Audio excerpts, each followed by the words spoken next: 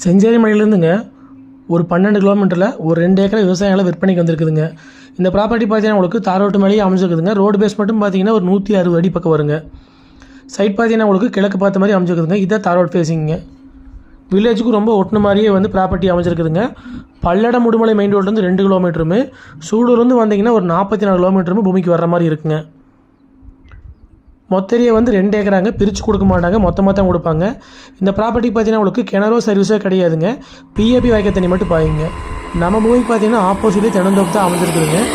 இந்த ப்ராப்பர்ட்டி பார்த்தீங்கன்னா உங்களுக்கு இன்வெஸ்ட்மெண்ட்டுக்கு, விவசாயம் பண்ணுறதுக்கு, தென்னந்தோப்பு பண்ணுறதுக்கு, கறிக்கோழி பண்ண போடுறதுக்கு எல்லாத்துக்கும் பார்த்தீங்கன்னா இந்த பூமி சூட்டபிள் ஆகுங்க.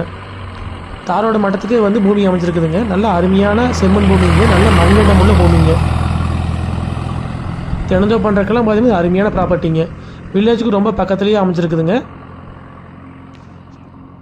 அந்த மரந்தடி தான் வந்து வில்லேஜுங்க. வில்லேஜுக்கு பார்த்தீங்கன்னா அப்படியே வந்து வடவரமாக வந்து ப்ராப்பர்ட்டி அமைஞ்சிருக்குதுங்க. நீங்கள் கிணறு வெட்டினாலோ போர் போட்டாலோ நல்லா தண்ணியாக இந்த ஏரியாலிங்க.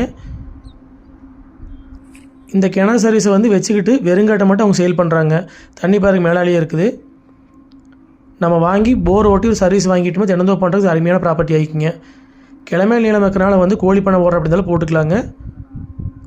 மொத்த ஏரியா பார்த்தீங்கன்னா 2 ஏக்கராங்க. இது ரேட் பார்த்தீங்கன்னா 1 ஏக்கர் வந்து 60 லட்ச ரூபா விலை சொல்கிறாங்க.